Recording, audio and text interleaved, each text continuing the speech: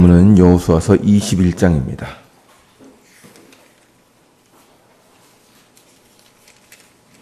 여호수아서 21장 1절부터 3절입니다.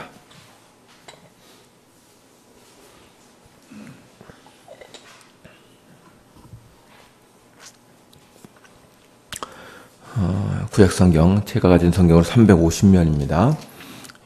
여호수아서 21장 1절부터 3절까지입니다. 다 같이 읽겠습니다. 그때 레위 사람의 족장들이 제사장 엘르아살과 눈의 아들 여호수아와 이스라엘 자손의 지파 족장들에게 나와 가나안 땅 실로에서 그들에게 말하여 이르되 여호와께서 모세에게 명령하사 우리가 거주할 성읍들과 우리가 죽을 위해 그 목초지들을 우리에게 주라 하셨나이다 하매 이스라엘 자손이 여호와의 명령을 따라 자기의 기업에서 이 성읍들과 그 목초지들을 레위 사람에게 주니라. 아멘. 이 여호수아서 21장까지로 이스라엘의 땅이 분배되는 그 기록은 이제 끝나게 됩니다. 이스라엘에게 이제 땅을 분배하는데 여호수아서 21장은 마지막으로 레위 지파가 살 성읍들을 분배하는 장면이 기록되어 있습니다. 여러분들이 이미 누차 들으셨습니다만 레위 지파는 땅을 분배받지 못하였습니다. 그러나 이스라엘 지파들 사이에 섞여 살도록 되어 있습니다. 이로 인해서 각 지파의 땅에서 살 성읍들을 분배받아야 했습니다. 그것에 대해서 기록해 놓은 것이 21장의 내용입니다. 21장은 문맥상으로 크게 세 부분으로 나눌 수 있습니다. 첫 번째 부분은 오늘 여러분과 함께 읽은 1절부터 3절까지의 내용입니다. 그리고 두 번째 부분은 4절부터 42절까지의 내용이고 마지막 부분은 43절부터 45절 끝절까지입니다. 그 내용은 다음과 같습니다. 21장의 첫 번째 부분은 레위 지파가 여호수아에게 성읍을 요청하는 것으로 시작합니다. 레위 지파의 족장들은 여호수아와 이스라엘 각 지파의 족장들 앞에 서서 먼저 여호와의 명령을 상기시킵니다. 여호와께서 모세에게 명령하시기를 레위인들은 땅을 분배받지 못하는 대신에 그들을 위한 성읍들과 목초지를 나누어 주라고 하였습니다. 그 이유가 무엇인가? 이유에 대해서는 여호수아서에서 이미 여러 번 언급했지만 다시 한번 좀 살펴보도록 하겠습니다. 여호수아서 13장으로 한번 가보시죠. 13장입니다.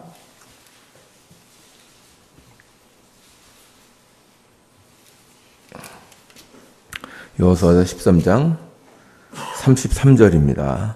다 같이 읽겠습니다. 시작. 오직 레와 집회에게는 모세가 기업을 주지 아니하였으니 이는 그들에게 말씀하신 것 같이 이스라엘이 하나님 여호와께서 그들의 기업이 되심이었더라. 이제 여호와께서 그 기업이 되신다고 했는데 그 구체적인 의미에 대해서는 14절에 조금 더 자세히 나왔습니다. 13장 14절을 보시죠. 13장 14절을 다 같이 읽겠습니다. 시작. 오직 레위 지파에게는 여호수아가 기업으로 준 것이 없었으니 이는 그에게 말씀하신 것과 같이 이스라엘의 하나님 여호와께 드리는 화제물이 그들의 기업이 되었음이더라. 아멘. 그러니까 이제 하나님께서 그들의 기업이 되신다는 말을 여기 좀 더 구체적으로 이스라엘 백성들이 하나님께 드리는 성물 혹은 제물이 레위 지파의 기업이 된다는 것입니다. 레위인들은 곡식이나 가축을 키우는 것이 아니라 이스라엘 백성들이 바치는 제물들을 먹고 살았으며 이스라엘 백성들이 성전에 바치는 11조가 그들의 생활비가 되었습니다. 이렇기 때문에 그들은 땅을 받지 못하였고 대신 백성들의 신앙생활을 돕기 위해서 각 지파들과 함께 살 수 있는 성읍을 받기로 되어 있었습니다. 이 요청을 여호수아와 이스라엘은 타당한 것으로 여겼고 그들에게 성읍을 주기로 하였습니다.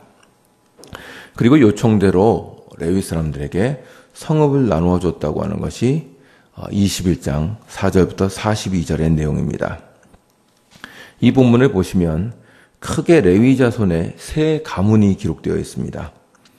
첫 번째는 10절 이하에 나오는 아론 자손이 포함되어 있는 그핫 가문입니다.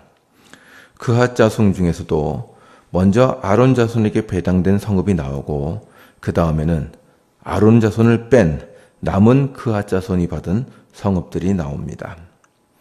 그리고 27절 이하는 레위 사람들 중에서도 게르손 자손이 받은 성읍들에 대해서 기록해 놓았습니다. 그리고 34절부터는 무라리 자손에게 배당된 성읍에 대해서 쭉 기록해 놓았습니다. 그리고 41절과 42절에는 이렇게 레위 자손들이 받은 성읍들의 수가 총 48개라고 기록되어 있습니다. 이 레위 자손들의 성읍들은 지파들마다 아마 골고루 퍼져 있었을 것이라고 알 수 있습니다. 그리고 마지막으로 43절부터 45절까지는 레위 지파까지 모든 이스라엘 지파에 대한 땅 분배가 잘 이루어졌다고 설명합니다. 특별히 이 구절에서 중요한 내용은 21장 45절 마지막 절인데 여호와께서 이스라엘에게 약속하신 내용을 모두 이행하셨더라 하는 것입니다. 이로써 하나님께서 백성들에게 하신 약속을 신실하게 지키셨다 하는 것으로 여호수아서 21장을 끝내고 있습니다. 이제 이 내용인데 21장이 우리에게 가르쳐주는 내용을 통하여 우리는 크게 이제 두 가지를 배울 수가 있습니다. 첫째는 이 내용들은 다 레위인들에 대한 것인데요. 첫째는 레위인들은 앞에서 언급한 바와 같이 하나님을 섬기는 제사장직을 수행하기 위해서 택함받은 지파이며 그렇기에 하나님께 봉사함으로 생계를 유지하도록 하셨다는 것입니다. 레위인들은 자신들이 스스로 무엇인가를 재배하거나 키우는 것을 허락받지 못합니다. 그들은 성전과 하나님께 드리는 제사를 통하여 생계가 유지되었습니다. 이런 면에서 하나님께서 그들의 기업이시라는 독특한 자리를 차지합니다. 그러므로 레위 지파는 다른 어떤 것보다도 이스라엘 안에 여호와 신앙이 잘 유지되도록 애써야 할 책임이 있었습니다. 두 번째는 이러한 레위인들의 생활이 유지되는 것은 각 지파의 도움으로 유지가 되었다는 것입니다. 레위인들의 삶이란 것은 결국 다른 지파들이 하나님을 향하여 섬기는 예배를 통하여 유지되었습니다. 이스라엘의 다른 지파들이 하나님께 대한 예배를 소홀히 한다면 레위 지파의 삶은 피폐해질 수밖에 없었습니다. 그래서 이렇게 역사를 보시면 이스라엘이 우상 숭배에 빠져서 제사와 의무를 소홀히 하면 자연스럽게 레위인 중에서 성전 봉사를 포기하고 생업에 매달리는 일들이 생겼습니다. 이러한 일들이 역대서에 보면 기록이 되어 있습니다. 이제 이렇게 하여서 결과적으로 자리를 이탈한 레위인들이 생기고 여호와 신앙은 약화되었습니다. 그리고 이 약화된 신앙은 다시 백성들의 종교 생활에 영향을 미치는 악순환이 계속되었습니다. 여기서 우리는 이스라엘의 레위 지파와 다른 지파 사이에 있는 관계를 살펴볼 수 있습니다. 레위 지파는 이스라엘 백성들 안에서 그들의 신실성을 지키도록 도움을 주었고 다른 지파들은 레위 지파를 떠받침으로써 그 일을 계속할 수 있도록 도와주었습니다. 만약에 둘 중에 어느 한쪽이라도 제대로 자신들의 사역을 다하지 않는다면 신정국가 이스라엘은 자신의 정체성을 지킬 수가 없었습니다. 이스라엘은 레위 지파와 다른 지파들이 함께 역할을 하여서 여호와 신앙이 유지되었고 어느 한쪽이 다른 한쪽보다 더 중요하다고 할 수 없는 관계였습니다. 이것은 지금의 교회의 직분자들과 비슷합니다. 이제 이 본문을 이제 적용하는 데 있어서 먼저 조심해야 할 것은 구약의 레위 지파가 신약의 교회로 와서는 어떤 특정 직책을 가진 사람들을 지칭한다고 해석하는 것입니다. 예를 들어서 지금의 목회자가 구약의 레위 지파에 해당한다라는 해석은 좀 문제가 있습니다. 물론 어떤 면에서는 그런 면도 있지만 오히려 성경은 모든 성도들이 하나님의 거룩한 제사장이라고 말합니다. 그러므로 레위 지파가 지금 교회에서 특정한 누구에게 해당하느냐를 찾는 것은 별로 좋은 해석은 아닌 것 같습니다. 오히려 저는 레위 지파와 다른 11지파들이 함께 이스라엘 공동체를 지고 갔다는 사실을 말씀드리고 싶습니다. 레위 지파는 특별한 지파거나 혹은 더 중요한 지파가 아니었습니다. 그 지파는 다른 지파들의 도움을 받아 삶을 유지해야 했습니다. 그리고 다른 지파들은 레위 지파들을 통하여 하나님 나라의 경건을 유지할 수 있었습니다. 누가 더 중요하고 덜 중요하고의 문제가 아니라 하나님 나라가 유지되기 위해서는 함께 짐을 져야 했습니다. 이제 지금 교회도 마찬가지입니다. 교회는 신약 성경의 가르침과 함께 교회 안에서 다양한 직분들을 가지고 있습니다. 목사와 장로와 집사, 권사, 이 밖에도 다양한 세부적인 직분들이 있습니다. 이러한 직분들을 보면서 우리가 쉽게 하는 질문은 이것입니다. 어느 직분이 더 크고 어느 직분이 더 중요한가 하는 것입니다. 어느 직분이 교회에 더 핵심적이냐 하는 것을 우리는 묻는 것입니다. 목사가 더 높냐, 장로가 더 높냐 하는 거죠. 한국교회 역사를 보면 이것도 이제 시대에 따른 변화가 있었습니다. 한국교회가 초기에 한참 부흥을 할 때는 목사가 가장 직분 중에 높다고 생각했습니다. 그 다음에는 이제 교회가 안정되면서 장로님들이 나서서 성도들의 대표인 장로들이 교회 안에서 더 높지 않냐고 주장했습니다. 최근에는 주권은 국민으로부터 나오니 교회 안에서 가장 힘센 건 평신도다 라고 하는 주장까지 나오고 있습니다. 여러분은 어떻게 생각하십니까? 교회 안에서 가장 높은 직분은 뭡니까? 한국교회는 쉽게 교회 안에 있는 직분을 서열화했습니다. 보수적인 교회로 갈수록 목사와 장로 같은 직분자들을 앞세웠고 진보적인 교회로 갈수록 평신도들이 중요하다고 주장해 왔습니다. 그러나 이렇게 누가 더 중요하냐고 따지는 것은 성경과는 아무런 상관이 없는 생각입니다. 레위 지파가 더 중요합니까? 다른 지파가 더 중요합니까? 레위 지파에서는 제사장이 나왔다면 유다 지파에서는 왕들과 예수께서 나오셨는데 유다 지파가 더 중요하다고 볼 수 없겠습니까? 이런 게 아닌 것입니다. 홀로 설 수 있는 지파는 없습니다. 모든 지파들이 서로 도와줘야 됩니다.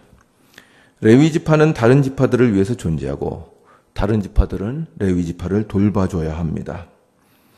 교회 안에 있는 직분들도 마찬가지입니다. 누가 더 중요한가를 말하는 순간 그 교회는 주님의 뜻에서 벗어나는 교회가 됩니다. 주님은 이렇게 말씀하셨습니다. 서기관들과 바리새인들은 잔치의 윗자리와 회당의 높은 자리와 시장에서 문안받는 것과 사람에게 랍비라 칭함을 받는 것을 좋아하느니라. 그러나 너희는 랍비라 칭함을 받지 말라. 너희 선생은 하나요. 너희는 다 형제니라. 또한 지도자라 칭함을 받지 말라. 너희의 지도자는 한 분이시니 곧 그리스도시니라. 마태복음 23장의 말씀입니다. 얼마나 통렬한 말씀입니까? 높은 자리에 앉기를 즐기는 종교 지도자들을 사정없이 비판하시는 말씀입니다. 재미있는 이야기가 있습니다. 세계적으로 유명한 존 스토트라는 목사님이 계십니다. 이분이 한국교회에 강연을 하러 왔다가 한국교회 목사님한테 형제님이라고 불렀다가 강력한 항의를 받았다는 그런 얘기가 있습니다.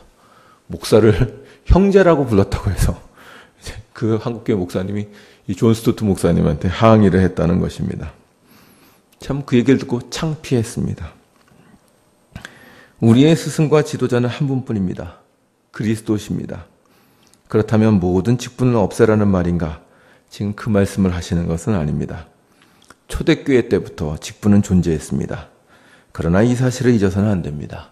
우리 말씀을 한 구절 찾아보죠. 에베소서 4장입니다.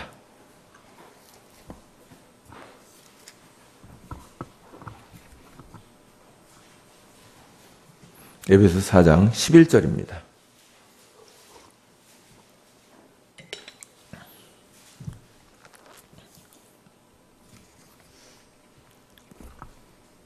에베소서 4장 11절부터 16절까지를 교독하도록 하겠습니다.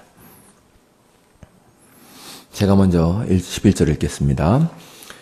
그가 어떤 사람은 사도로, 어떤 사람은 선지자로, 어떤 사람은 복음 전하는 자로, 어떤 사람은 목사와 교사로 삼으셨으니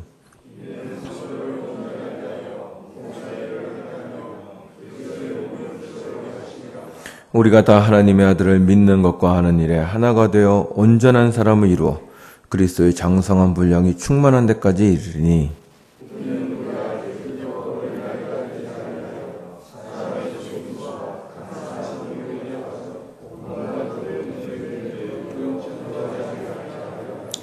오직 사랑 안에서 참된 것을 하여 범사에 그에게까지 자랄지라. 그는 머리니 곧 그리스도라.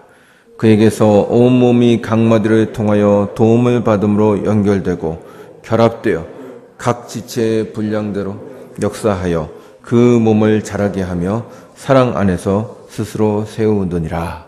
아멘. 이 구절에 따르면 교회에 있는 모든 직분은 주님이 주신 것입니다. 그것을 함부로 없애는 것도 주님의 뜻에 반하는 것입니다. 주님께서 필요하다고 주신 것이란 말이죠. 그러나 여기서 중요한 것은 이것입니다. 모든 직분은 서로를 도와 교회를 자라게 하기 위해서 필요한 것이란 사실입니다. 직분을 가지고 자랑하고 권세를 부리기 위한 것이 아니라 모든 성도들이 서로를 도와 유익을 갖게 하기 위한 것이라는 사실입니다. 교회 안에서 누가 더 훌륭하냐 혹은 누가 더 문제가 있느냐를 논하는 것은 아무런 의미가 없습니다. 서로가 서로를 도와야 됩니다. 4장 16절에 있는 이 말씀의 한 단어를 음미해 보십시오. 모든 은혜가 그리스도로 나오되 각각의 다양한 직분들을 통하여 서로 도움을 받아서 연결되고 결합되어 목사는 목사의 분량대로, 장로는 장로의 분량대로, 권사 집사는 각각의 분량대로 역사하는 것입니다. 그 분량을 넘어서서 교회를 좌지우지하는 것이 아니라 각기 자기 일을 하는 것입니다. 그리고 그렇게 서로 연합하여 몸을 자라게 하되 사랑 안에서 해야 합니다. 왜 그렇습니까? 각각이 연합하여 도움을 줘야 하는데 사랑이 없다면 어떻게 되겠습니까? 그래서 교회가 하나님의 나라로 세워져 갑니다. 마치 레위 지파와 다른 지파들이 서로 도와 견실한 하나님의 나라를 이루어가는 것과 같습니다. 그러므로 여러분이 각각 가지고 있는 그 직책과 일을 하셔야 합니다. 우리 교회는 어떤 목사가, 어떤 장로가, 어떤 집사가 훌륭하지 않아서 이 모양이야 라고 말하는 것은 아무런 소용이 없습니다. 서로가 영향을 미치는 것입니다. 여러분, 제가 요새 즐겨보는 프로그램 중에 이 세상에 나쁜 개는 없다 라는 프로가 있습니다. 그 프로 보셨습니까? 딱 그 개의 주인만큼 개가 큽니다. 그렇지 않습니까? 딱 여러분의 수준만큼 교회가 큽니다. 그것을 훌륭한 목사, 훌륭한 장로, 훌륭한 권사, 훌륭한 집사를 데리고 와서 만회하려고 하시면 안 됩니다.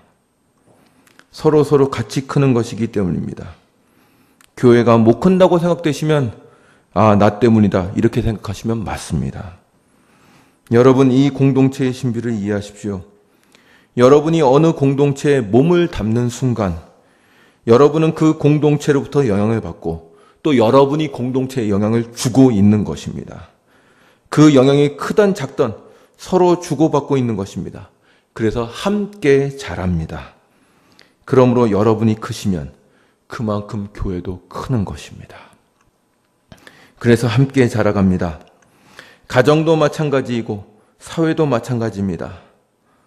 다른 직분, 옆에 있는 어떤 사람 탓하지 마시고 여러분 자신이 먼저 크시고 스스로가 바른 성도가 되도록 기도하십시오. 그렇게 기도할 때 주께서 기뻐하실 것입니다. 그리고 여러분이 성장하여 여러분이 옆에 사람에게 끼친 좋은 영향력이 돌고 돌아서 더 큰 은혜가 되어 다시 여러분께 돌아오게 될 것입니다. 그것이 주님의 교회 한 공동체가 된 가정의 신비입니다. 이러한 역할을 여러분이 맡은 자리에서 하시는 여러분이 되시기를 주님의 이름으로 축원합니다. 기도하겠습니다.